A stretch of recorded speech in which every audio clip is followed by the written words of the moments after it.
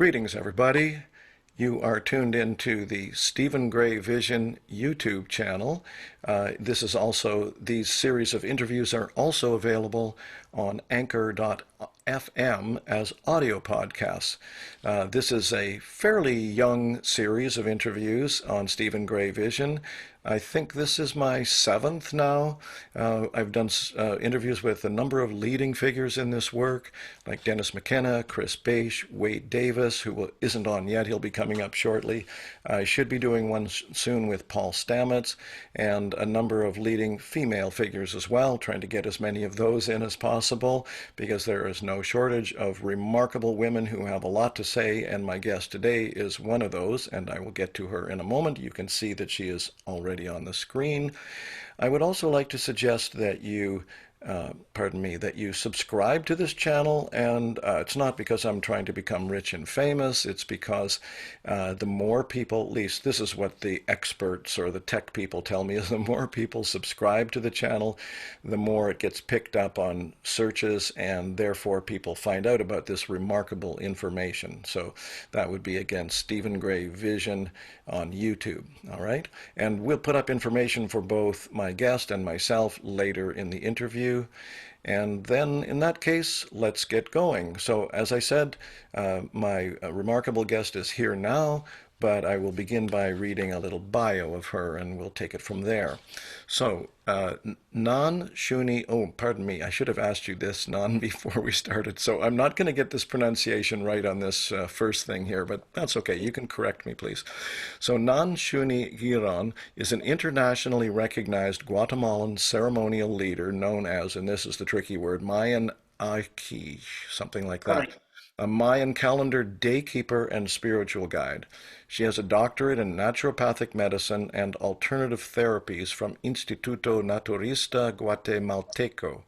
A shamanic plant healer and teacher who specializes in spiritual psychotherapy and shamanic rituals, she has led Mayan sacred fires and psychotherapeutic collective and individual sessions around the world.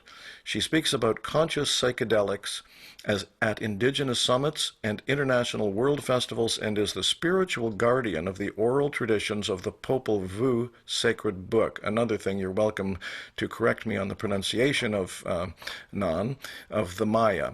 A lifelong environmentalist, she founded ARCAS, A-R-C-A-S, a wildlife rescue center in Guatemala with her family 30 years ago. She also founded CAME, a nonprofit dedicated to transforming the human spirit through the use of alternative therapies, and facilitates sustainability workshops and earth healing ceremonies. Quite a remarkable CV there, yes. And I also have a quote that came along with this bio that I would like to read, and might even be kind of a starting point for our interview here, a good place to start. In any case, this is from Nan, or there are quotes in this paragraph from Nan. Mayan cosmology is not a religion or a dogma. It's a way of living with heart of sky, heart of earth, heart of water, heart of fire, Nan Shuni says. Quote, the development of the great ancient Mesoamerican civilizations and their sacred inner knowledge is rooted in the sacramental use of psychedelics.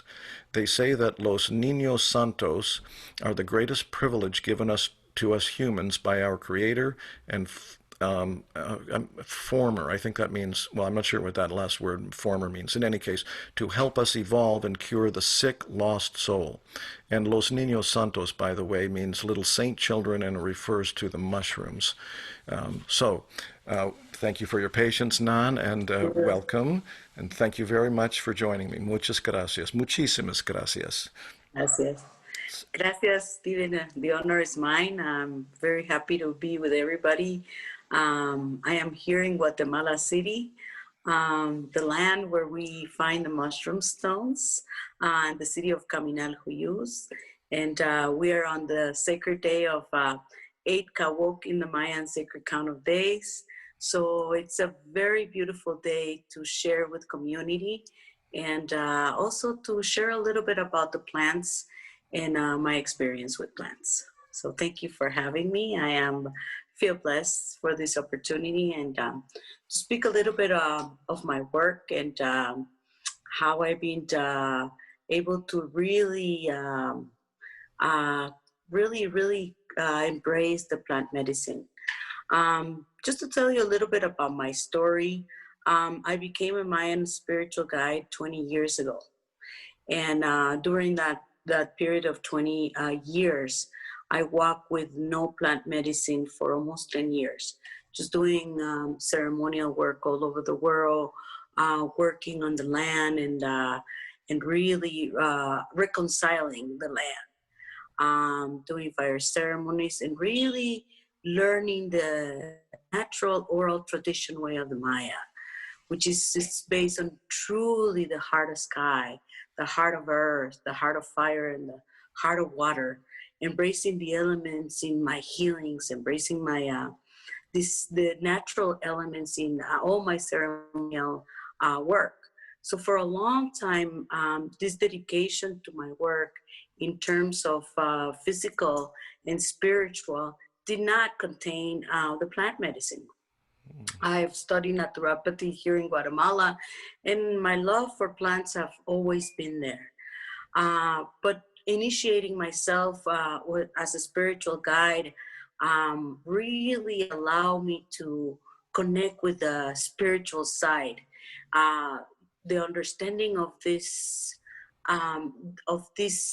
I will say not silent, but invisible fields of energy, and connecting with that healing from with the fire and connecting with all these elements that allow me later on to really expand my field into using the plant medicine.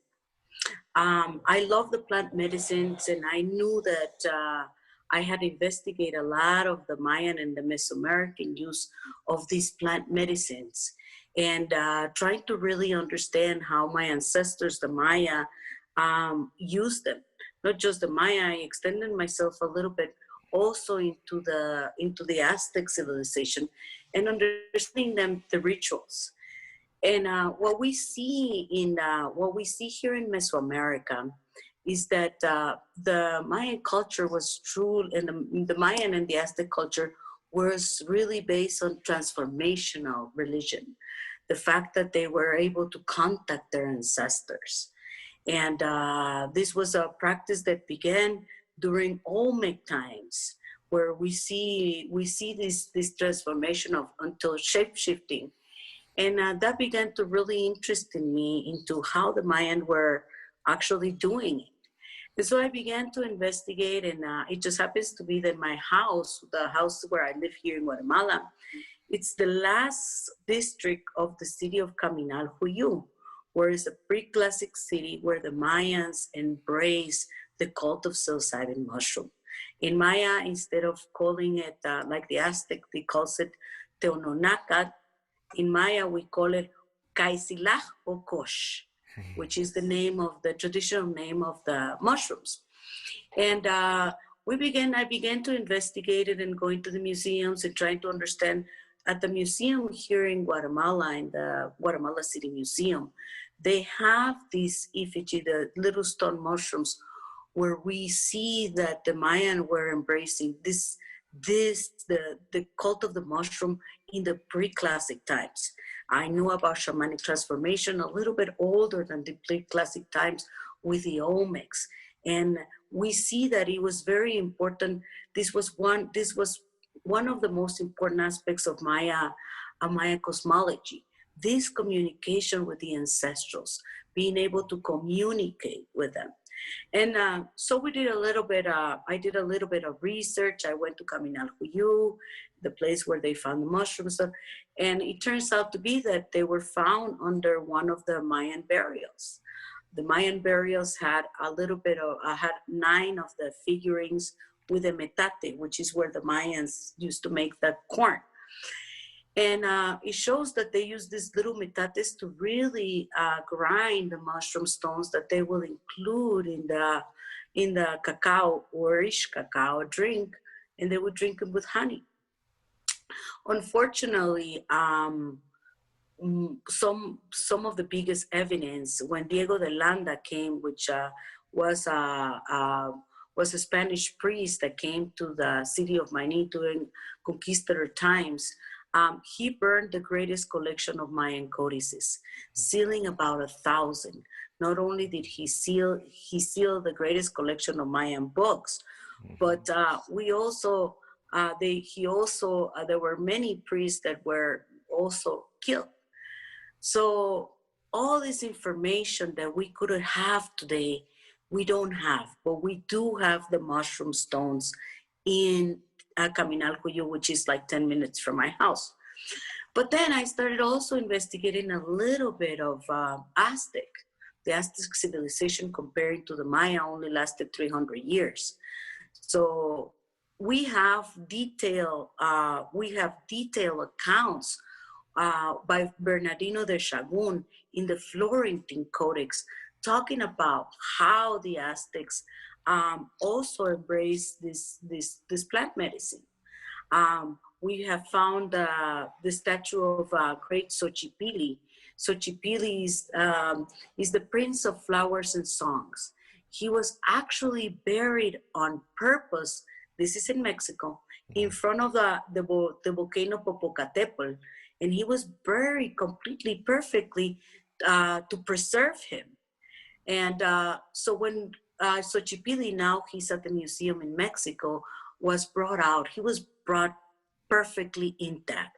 So the Aztecs took the time and care to make sure that he was safe during the times of the conquista and during the times that he will flourish.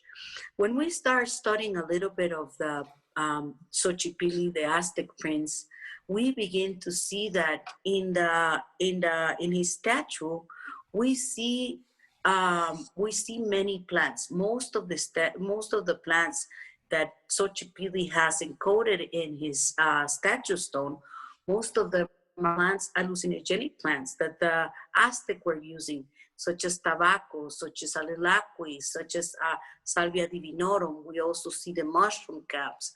So we really begin to see that this civilization also, you had the use of mushrooms. And that's how they were able to contact their ancestors.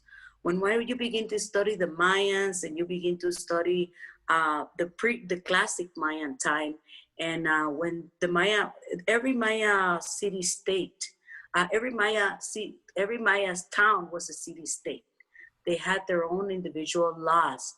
But what really united the Maya and the Aztec at that time also was the Mayan calendar.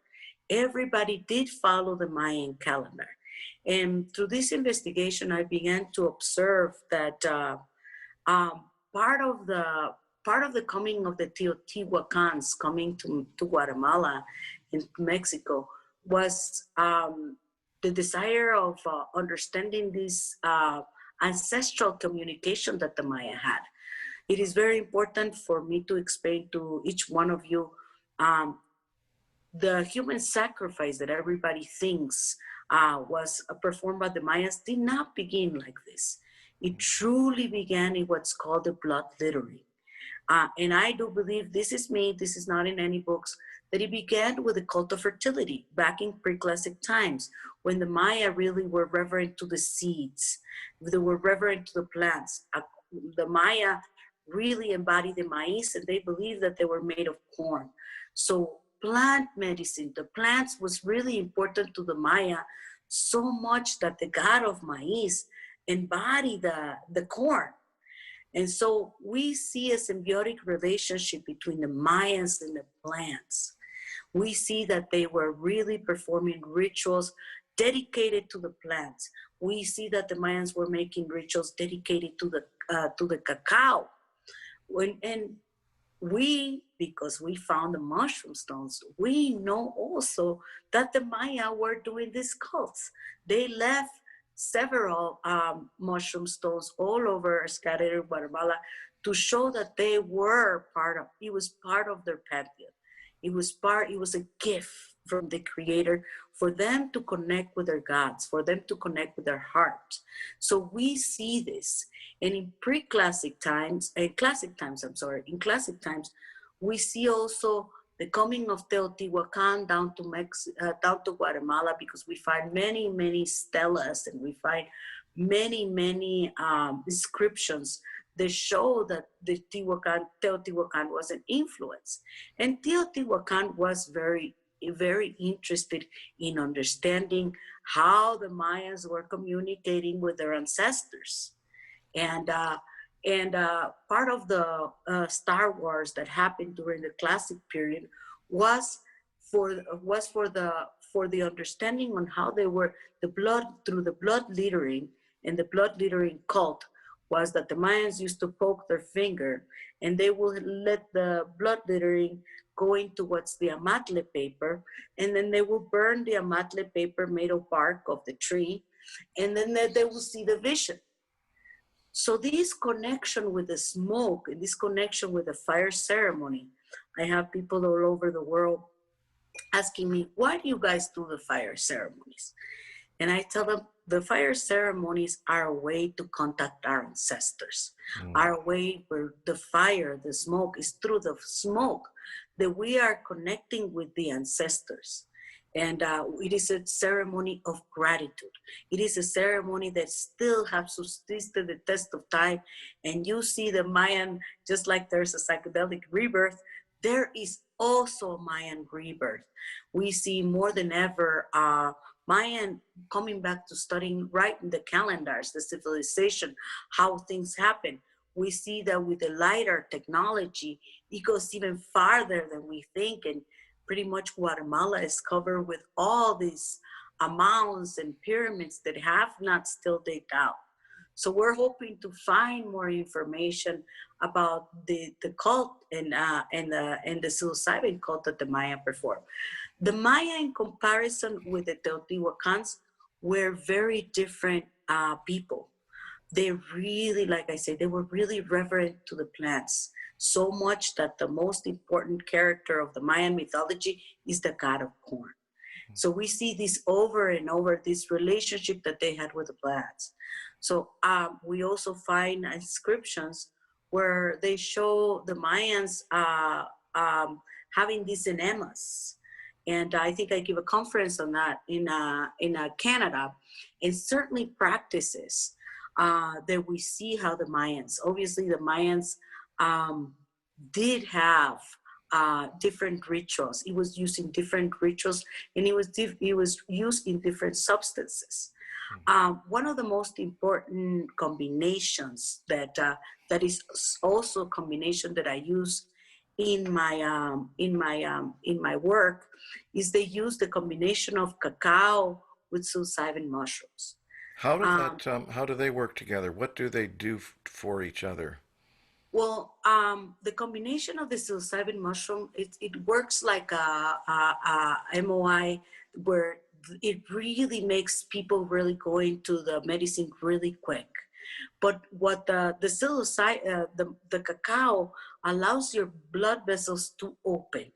And this combination really, in less than 20 minutes, I always conduct a Mayan ceremonial. I've been able to combine my spiritual work with plant medicine, where I conduct the Mayans. First, I conduct an analysis of the people's Mayans' birth energy. This allowed me to guide myself into understanding the tendency of this person. Also, it allows me to extend my interview and see if these people are qualified for the medicine. So I conduct what's called the reading of the Nahual before I do anything else. And that allows me also to read the person, see their intentions, see if they are candidates for the medicine. Then we enter the ceremony. Takes about 7 hours. And then we conduct a Mayan ritual where, which is what I call a physical alignment. We are physical beings. And so it's pretty much similar as La Velada de Maria Sabina, but there's much more ingredients into the Mayan energies. We call the Mayan energies, which each one possess, and we offer.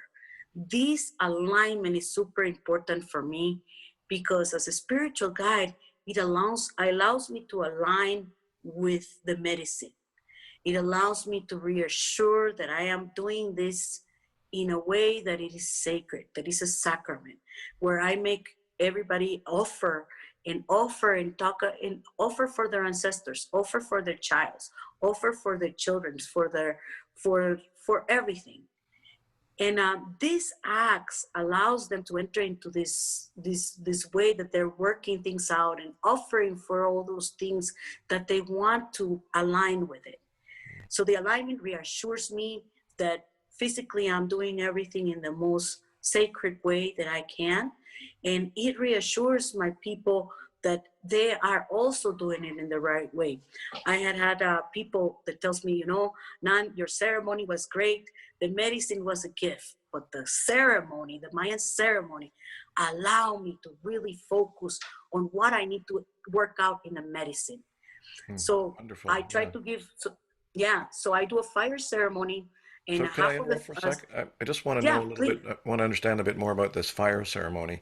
Is the fire ceremony a separate ceremony when you are working with does the fire ceremony also include the use of the mushrooms? And in answer, would you also speak a little bit about the dose of the mushrooms and killer dosages? And I'll just say in regard to that, people of course are working with everything from a microdose, which might be 1/10 of 1 dried gram, up to what Terence McKenna has called a heroic or committed 5 dried grams. And then you have people like the unfortunately recently deceased Kalindi Iyi, who's been a mushroom person from Detroit, Michigan, and sadly died most recently from the COVID virus.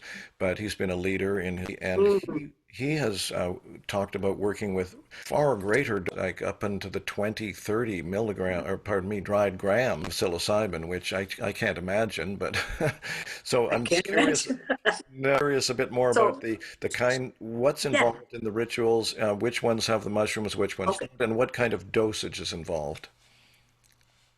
Okay, so the first thing I do is the Mayan Nahuatl, and I do that separate interview with each one of them, and that's another different day. The Mayan fire ceremony continues through the 7 hours. Okay, the fire, we keep the fire lit. First, I do a Mayan ceremony with no medicine. I do 10 Mayan energies there's 20 Mayan energies. I do 10 Mayan energies with no medicine, because if I give them medicine, they will, especially mix with the cacao, they will be in 20 minutes. So the first part, I do a Mayan fire ceremony where they make the offerings. Okay, they make the offerings, and then they align with this energy. Then the next 10 glyphs, or the 10 Mayan signs, I already mix it with the cacao. So half I do with fire and half I do with cacao. Otherwise, my people will enter real quick. The majority of the people that I have in my ceremonies, believe it or not, which I have been very blessed and very lucky, are first timers. Wow. I had worked with complete families in Canada, families, grandmothers of 80 years old that took the medicine. So obviously every person is different, and I take into account weight, I take into account experience, but the average doses that I give is I give them not, because cacao also can make you aggressive. So you have to be careful here, because cacao is almost like a caffeine. If you take too much caffeine, you can get angry. So whenever people say, can I have another third cup of cacao? That's absolutely not, I'd rather not, because, the mushrooms can be heavy on the stomach, and the cacao too. So I think the perfect dose is 3 grams, which is that's what I do as a protocol, is 3 grams, because I believe that if I don't give them enough, they do not enter. If I give them too little, they don't break through. So I believe 3 is a good doses for first timers. 3, sometimes 2, depending if a person is too skinny, depending on a person's also. And some people that have problems with the stomach, I rather not. They drink it with a little bit of lime juice instead of just doing it with a cacao. So I always address individually, but I feel that for a Mayan mushroom ceremony, I try not to give anyone 5 grams, because we have to work, because this is not this is a very different ceremony than the ayahuasca, where you go and you go into your own and you go lay down. There's a period where we lay down. There's a 2 hour span where after they've done their offerings, they offer their candles, they drink the cacao, they drink it by sips, and so by the time we're done with the ceremony, they're entering.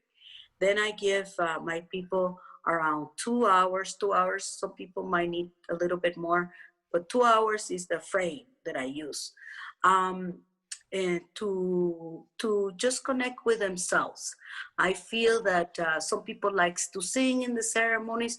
I play a special solfeggio sound, that it is just one sound with no music, because the key for the ceremony that I conduct is for them to put their thinking caps on, for them to think. And I feel that lyrics of songs might distract you. I feel that when someone sings and, and it becomes about the singing. And I have had I have break protocol, and I have allowed sometimes the singing, and it is a healing. But my intention for the Mayan ceremony is a reflection for them to think, for them to work out their problems during that time. And then the second part is when we begin our healings. In my healings, I use the elements. We have the wind is contaminated, the earth is contaminated, and the water is contaminated. But the fire, Stephen, can never be contaminated. So that's why we work on the fire, because it is the element that allows me to reassure that there's transmutation and that nobody's staying with the problems of the other one or not. I had several clients in the past where they complained that they kept feeling the things that one of my customers, I remember that I said that, oh, I want to be able to take the pain of my daughter, the pain of my sister away. And later on, she called me that she felt like she had kept the pain and she was depressed.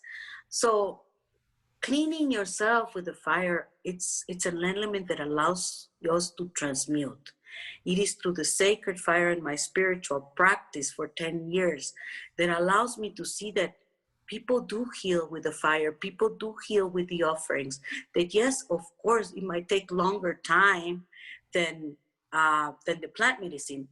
What I have found with the plant medicine is that there's an urgency for healing, and the plants allow me to do it faster than just offering and praying. There's, it's just a quick recovery.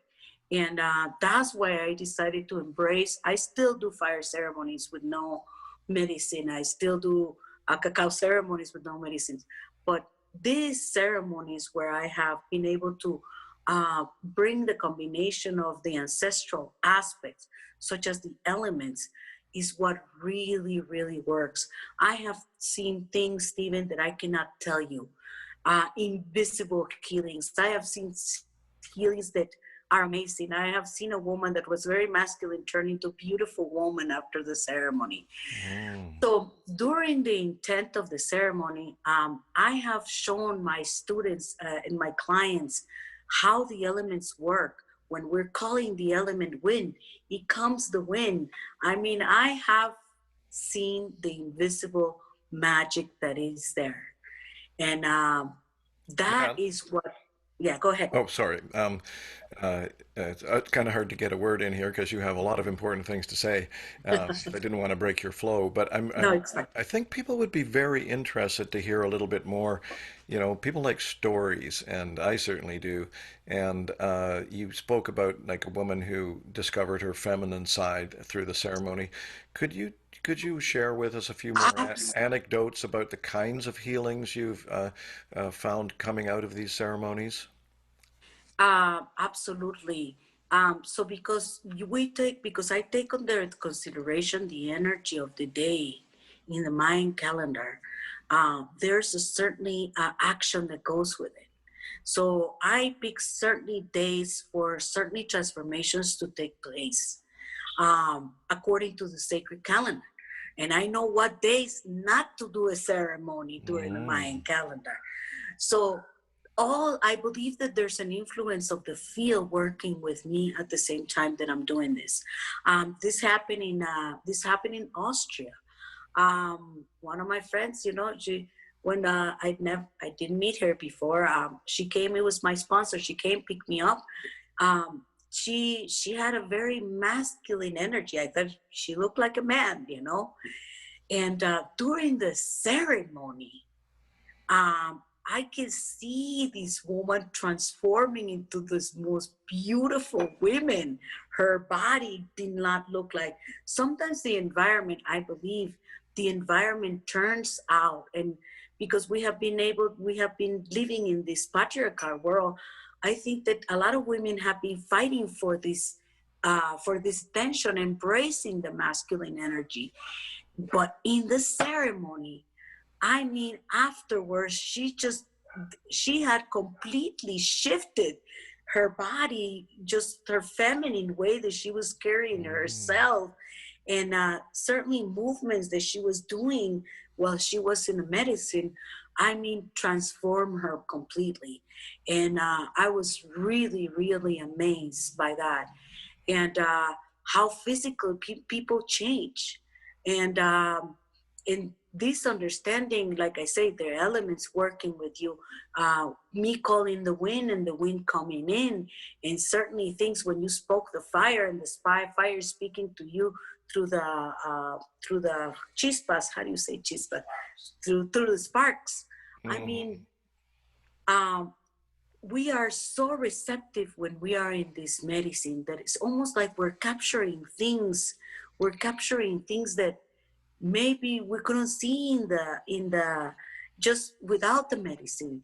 It was almost like a field opens up when you begin to believe, almost like a curtain opens up and another dimension opens up.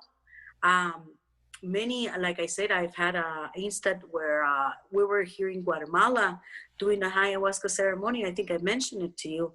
And we were in the sacred site in Lake Atitlan, Santiago de Atitlan. And the Lake Atitlan is a vortice of energy. There was a caldera of a volcano that erupted 85,000 years ago. So this place is truly energetic.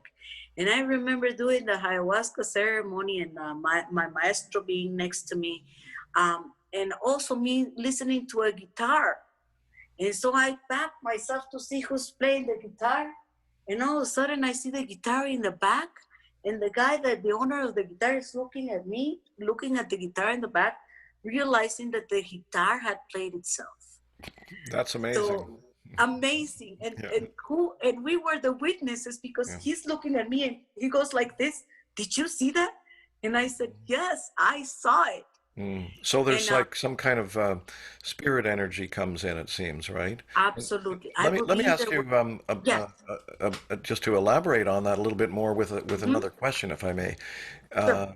I don't know if I told you when we talked a couple of days ago. And by the way, I just want to mention I might have mentioned that could have mentioned it at the beginning, and may mention it at the end. One of the reasons we're doing this is because you are going to be presenting at the Spirit Plant Medicine Conference on the weekend of October 23rd, 24th, and 25th. And so before we end here, I would like to hear you say a little bit about what you would say about that. However, coming back to what's getting my curiosity raised, along with everything else that you're saying, is these issues of how magic, in a sense, what conventional people might call magic, like a guitar playing itself or so on. There seem to me there are maybe two streams of the kind of healing that could and do happen, and one is what you might call the psychological or spiritual, and one of them would include that, but might be more the actual physical. And the reason I bring this up is because I was going to say earlier, I may have mentioned to you in our previous conversation that I used to go to a lot of Native American church peyote prayer ceremonies. Mhm. And some of the old timers there said that back in the old days when it was pretty much all native people who really knew how to sit still and stay with the prayer all night, and in those particular meetings, in that structure, the meetings are prayer meetings, and they tend to have a prayer for one particular purpose be the dominant prayer for the night. What this old roadman told us a couple of times was that he said, you know, you wouldn't believe the things that happened in here sometimes when everyone is able to put their mind in the same place. He said, I have seen people come in. This is why I mentioned about the more physical component. He said, I have seen like a man walk into this teepee at night to start that meeting or come into that meeting with a broken leg, you know, on crutches, and walk out in the morning with no crutches, with no broken leg, you know. And that's just one of several stories I've heard from that tradition of, you know, physiological healings that would just seem completely beyond possibility to the normal kind of conventional modern mind, you know. So I'm wondering, you know, does that kind of thing happen too? Like, do people go into remission from cancer sometimes or any of those kind of things? I had one of my customers, and this happened in Chicago. She had cancer. That's funny you mentioned that. And we were holding the ceremony, and the person that was sitting next to her was this gentleman. And this gentleman entered in a complete rage and the medicine. So much that I was even talking to his spirit in Spanish. You know, I said, Te veo, I see you, I see you. And just really realizing that I was seeing who he was behind the medicine. His eyes kind of looked red. It was very interesting. But he happened to be sitting next to the woman, and during the ceremony, yeah, I was allowing him to be, because it was part of his process, you know, allowing him to be just part of his process. And that he was, you know, to the point of limit that it was enough. Enough, it was enough. I actually took a long time, because I believe that what this man was also giving this woman was getting her out of her comfort. And we know that in the brain, these kind of situations allows you to break tendencies also. So the chaos was going on, the medicine was going on, the chaos was going on. And I kept thinking, why he had to sit a la par next to the woman that was with cancer. So after the ceremony, I calmed him down, and I finally told him to go outside and just wait a little bit, you know, until the medicine passed, to deal with himself, because he was really disrupting the whole group. Later on, a few months later, I went to apologize with the woman that night, and I told her, you know, I'm sorry. I said, there's got to be a reason why this man was sitting next to you, you know. Um, and a couple of months later, she called me, and she said, Shuni, you're not going to believe this. And she said, my cancer has retracted. And I couldn't believe it. And I said, oh my God, bless you. And she said to me, she says, you know what, Shuni, I think that really caused me to break all that breakdown caused me to break through. Mm. And it was an unbelievable story, because I let the guy really go maybe for half an hour, really just going, rawr, rawr. He almost looked like he was possessed, you know. And but I did let him go, because I believe that also that causes chaos in the brain, and that allows us to move our tendencies. And so this woman really got her cancer retracted, and I couldn't believe that. And I was so blessed to hear that from her, that I just know that um, because of my work of 20 years working with the fires, my I work in the mountains, I work in the hills. These ceremonies are not just in beautiful places. I have to walk to go out. They're in lakes, they're in waters. The Maya believed that the energy of the Nahuales are concentrated in the mountains, that there's energetic places that hold these energies. And because my experience with that and that connection with the elements is almost like I can read them, I can feel them, and I can point out to this. I can point out this to my people once we're in ceremony. And very interesting happens. I've had ceremonies where I've been holding the rain, and the rain let us finish the ceremony, and then the rain comes down, and where you ask for that time, and I'm granted that time. So I believe that there is another, yes, the medicine helps, but I think that the embracing of the projection and the sacredness that you project this medicine, it also can change the cosmic field. I believe that together, in the third part of my ceremony, which is the collective healing, we do collective healing, and I use the energy of my clients to heal the others. And I take very little medicine just to enter with them, but because I'm responsible for the ceremony, I take very little, less than a gram, just to enter with them. So they do the work, and they do the work, and we go through the healing, asking people what they need, and working with colors and working with energy, and them sending an energy, and they could feel the colors, and this is very interesting. They feel the colors when they're sending them, and I am using their energy to harvest this healing field for the person, for each person.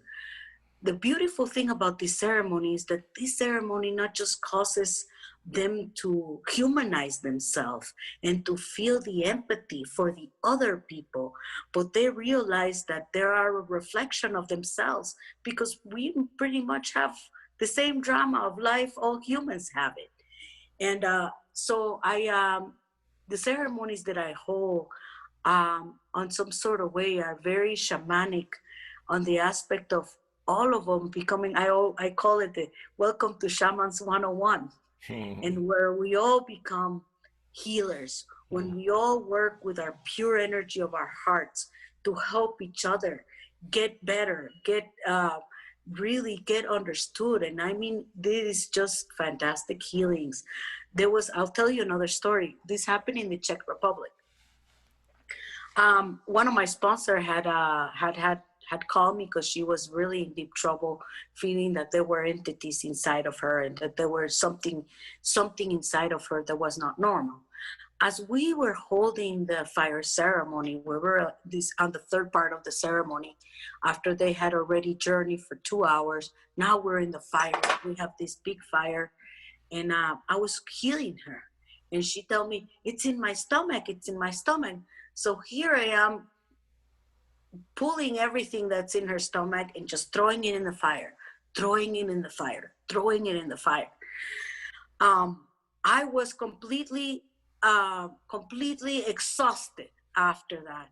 But what was interesting, Stephen, is that when I look at my finger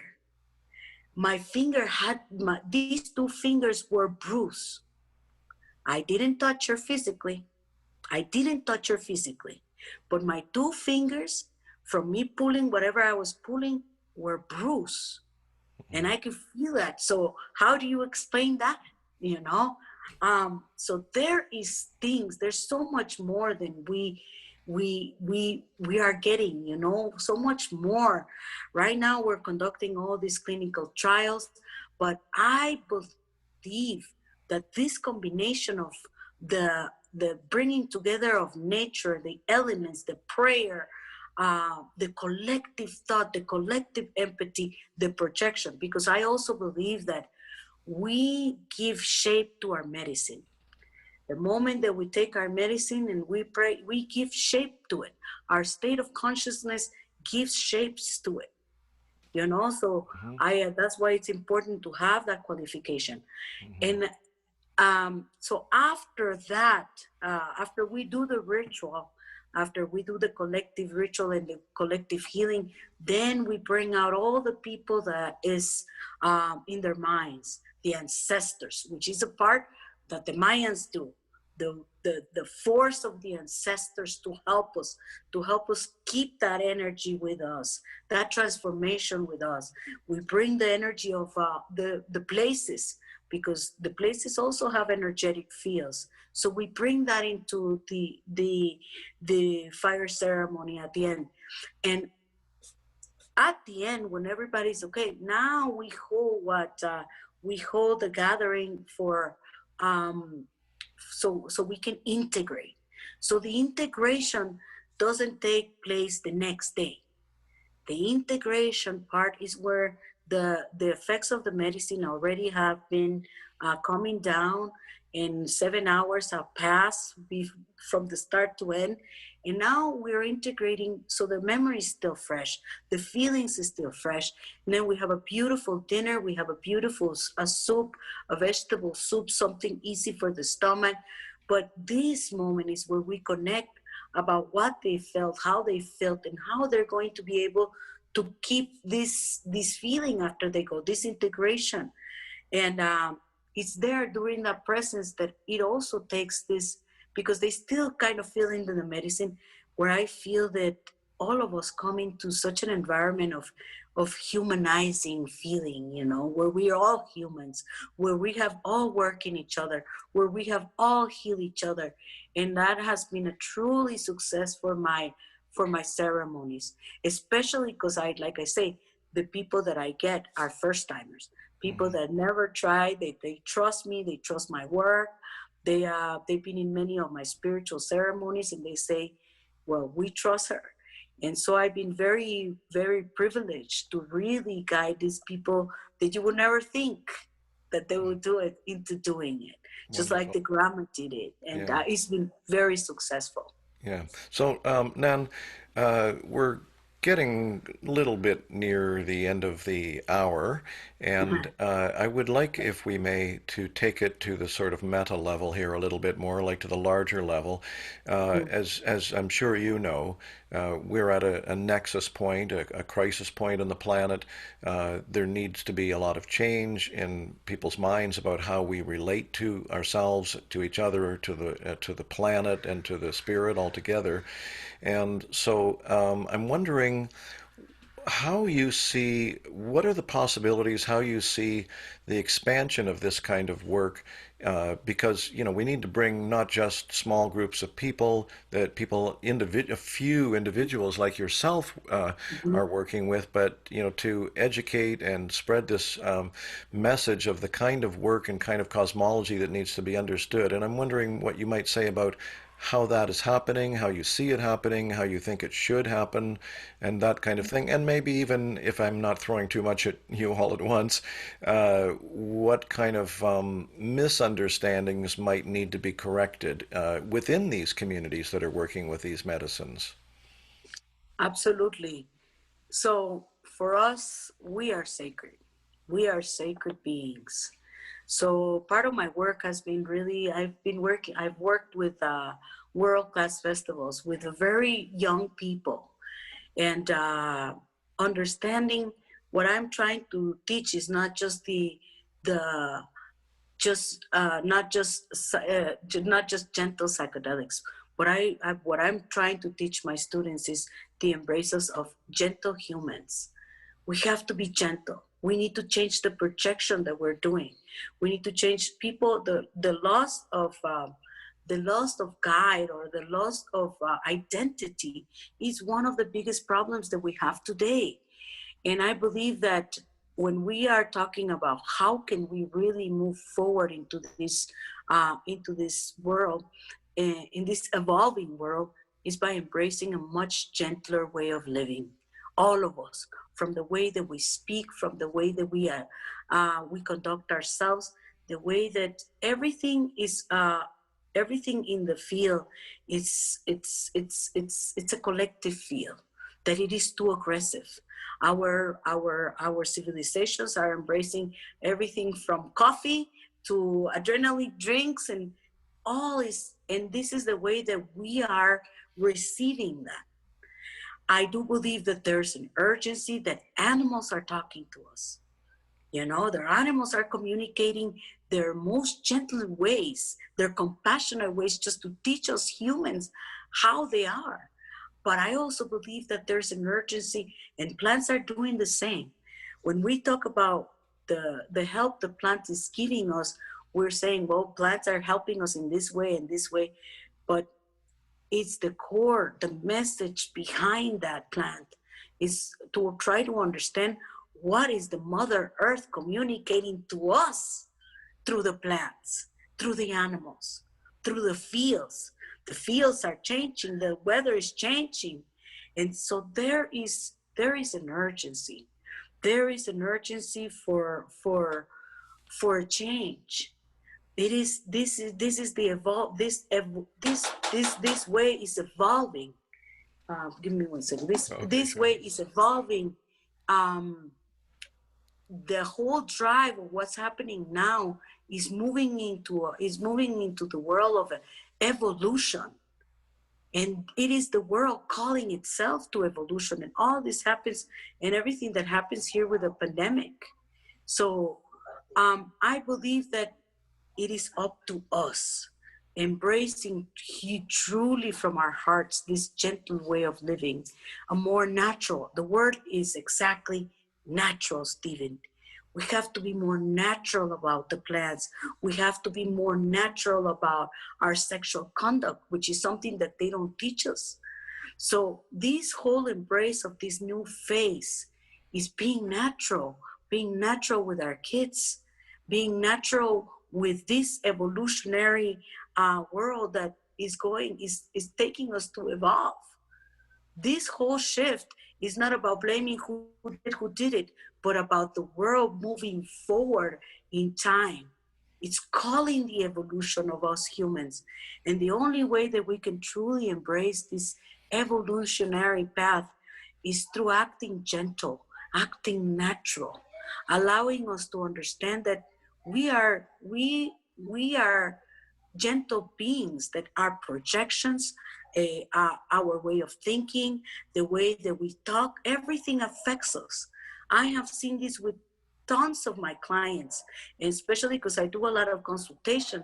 I'm always reading them, seeing how they live, how they work, what their clothing is, how they are expressing themselves. The Mayans believe that when our creator and former came together and brought their foreheads and their words together, the world was created. So our world has to begin by speaking more natural about our substances, about our experiences. I mean, when we talk about the prohibition, this prohibition of the medicines was a provision. It's not allowing us to grow. It was a war against consciousness itself. When we think about it, it was not just a consciousness against drugs. It was a consciousness. Imagine, Stephen, if we had all those 1,000 books that the Maya wrote, we will have so much more information on how these plants were. If we didn't have those 50 years missing of plant medicine, where would we be today? But I truly think that is master time and master plan. So we are the ones. So What the does master that mean, time, master plan? like it was master plans that the books were Oh, master sealed plans, pardon because, me. I thought you said yeah, master plan. yeah. Right. It was the master time that those books disappeared. You know, that maybe our human consciousness didn't have the capacity to understand it because Diego de Landa didn't understand them, and they thought that they were doing witchcraft. They didn't understand the rituals. People don't understand the blood metering ritual, which is a self-sacrifice. So there's many things that were misunderstood, but there's many things that are misunderstood now. And I think our youth, our youth, these plants are not psychedelic drugs. They're not party. They're not for partying. They're sacraments. And the reason we have to begin by thinking of us as sacred beings. So when we become sacred, everything that comes into our hands is now sacred. And that is the key. We have to learn to be sacred. Sacred with the way we speak, with the way we project, with the way that we talk. Once we embrace this gentle human, which is the goal, it is when we begin to really go from the outside and see that everything is sacred. Our medicine will be taken sacred. Our Beautiful. elements will be taken sacred. You know, we'll take this into consideration. We'll know that the environment helps. You know, this opens up a whole field for the clinic to also embrace the elements, use those things on your side to help you heal. You know, and I think that this is something that the minute that we allowed our brains to believe, it is the minute that we allow the opportunity of the manifest, of the invisible manifest to manifest. I think it's because we're so close, not seeing. It's like when the Spanish came up shore. When the Spanish conquistadors came to the Mayan shorelands, the Mayans could not see them because they've never seen anything like that before. So it is when we open our mind to the healing, to the potential, to the integration of the elements, the integration of humanity coming together to help you heal.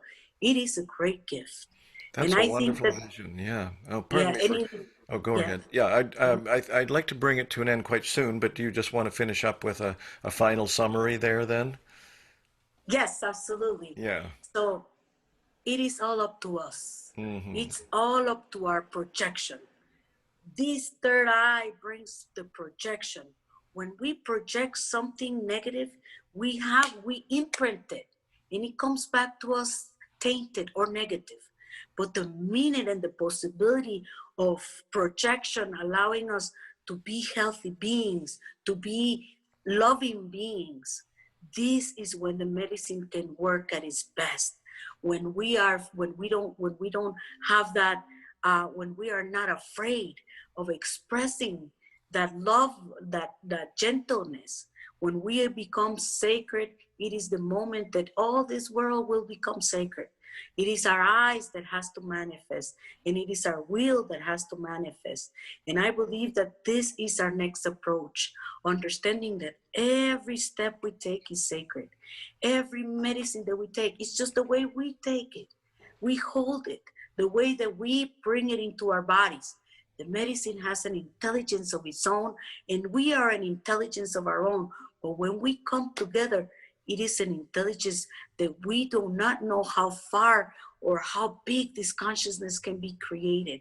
But that is the key of transformation, allowing the medicine to go into ourselves, to expand our breath, to expand our consciousness, and really be able to, after that, integrate that into our projection. Because many people drink the medicines and then they go back to themselves. Exactly. So Yeah. what we need is that projection to change, to shift. And me independently myself, I have, my projection has changed. The way I observe nature has shifted. It has grown into these geometrical patterns that has allowed me to expand my mind into such a profound ways that I just don't see the rose. I see beyond the rose. I see beyond the flower. Yeah. And this is what we need to do. Observe, observe, be gentle with your bodies, be gentle with your words, and start embracing that gentleness for the future and from the projection also of the plant medicines to change. That's a beautiful vision and a wonderful way to bring our hour to the close. Thank Fantastic. Thank you. And you're so articulate in the way that you explain it. I really you. Thank appreciate you. it. I hope a lot of people see this because I think they will be moved and inspired and informed. So before we just close off here, I mentioned earlier on, two things. First of all, just a reminder to people that Nan Shuni Giron will be presenting at the Spirit Plant Medicine Conference this year. It's our 10th year. It was meant to be our 10th anniversary, but when we had to cancel the live version due to the COVID situation, we've moved it online, and I'm actually really excited about it now because it's expanded the possibilities. I don't know that we would have been able to bring somebody like Nan Shuni up from Guatemala to be physically at the conference, but we can certainly bring her on virtually, and so that's very exciting. I look forward to that. And also, I wanted to ask you, are there any links, any websites, any connections that you could tell our audience about here? For those people watching it on YouTube, I can put up a little tab, and for those people listening to it on Anchor.fm, they'll just have to hopefully hear you correctly when you say the words. Yes, absolutely. You can find me in the www.nanshunigiron.com website. If anybody would like the reading, if anybody would like to know a little bit about the tendencies that the Mayan left for us, this is based on thousands and thousands of years that the Maya observed people born under that energy. Their name used to hold their number and their energy, and the Mayans recorded this. So I've been able to guide many, many people. I have over 2,000, 3,000 readings that I've been able to conduct. You can find me there, or you can also find me in www.ascensionmaya.com.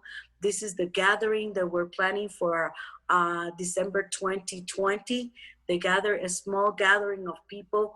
We'll be conducting a fire ceremony and opening a portal in the Mayan cities of Tikal. So this beautiful trip does not just come with the activation of the Mayan sites that I am able to have permit to do ceremonies there, but also it marks, I believe, it marks in my heart the transformation of the human spirit. Wonderful. So it will be great if everybody can join us. Guatemala, mi casa, su casa. So come join us for Ascension Maya and be able to experience everything that I've just talked about. The natural elements, how nature is so smart that it works with us for healing. Wonderful. Thank you again, and yet another Thank little you. beautiful encapsulation.